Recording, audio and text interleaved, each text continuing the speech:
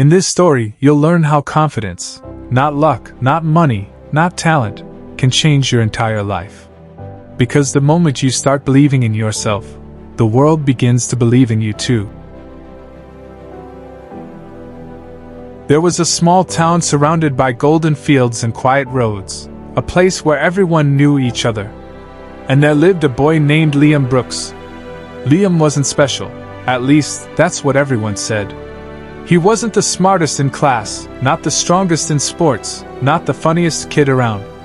But deep inside, Liam had something no one could see, a quiet spark of belief that whispered, "You can be more." At school, teachers would look past him. When volunteers were needed, no one ever said, "Let Liam try." He was the kid sitting in the back row, quiet, unsure, but dreaming of standing in front one day. One afternoon, his class announced a public speaking competition. Every student had to stand on stage and speak for 3 minutes. The winner would represent the school in the state finals. The moment Liam heard it, his heart started racing. He wanted to try, but that voice in his head said, "Everyone will laugh. You'll mess up. You're not ready." That night, he sat by his window, looking out at the dark sky. He whispered to himself, "Maybe confidence isn't something you're born with. Maybe it's something you build." So he decided to try. The next morning, while everyone else was busy playing games, Liam stood in front of his cracked mirror and practiced his speech. The first day, his hands shook. The second day, he forgot his words. The third day, he couldn't even look at his reflection. But he kept going. Every day after school, he would practice. In front of the mirror. In front of his dog. Even in front of the empty living room when no one was home. Weeks passed. And soon, the competition day arrived. The auditorium was full, bright lights, loud chatter, and rows of students waiting for their turn.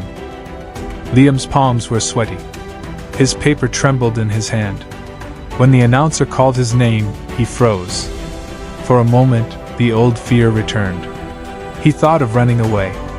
But then, from the corner of the room, he saw his mother standing. Her eyes said everything. "You've got this." He walked on stage.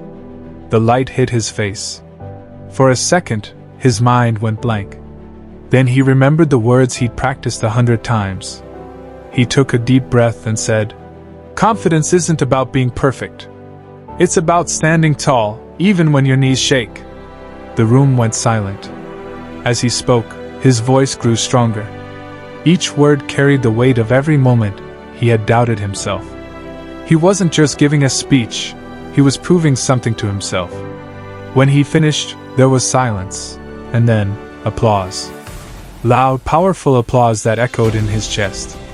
Liam didn't win first place that day. But something far greater happened. He won himself. From that day on, Liam started saying yes to opportunities he once feared.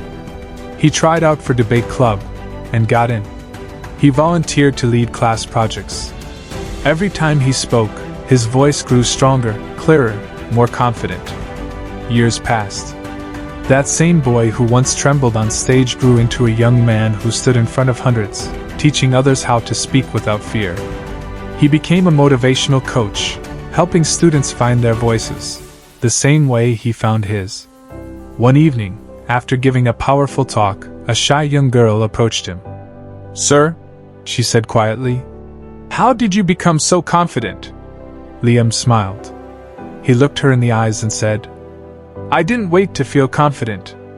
I just started. Confidence came after." The girl smiled back, a spark lighting in her eyes, the same spark Liam once had. Moral of the story: confidence doesn't mean you never feel fear. It means you act even when you're scared. You build it, one step at a time, every time you speak up, every time you try again after failing. Because true confidence isn't given to you. You create it. If this story inspired you, hit subscribe and join the Everspark Stories family, where every story lights a spark inside you.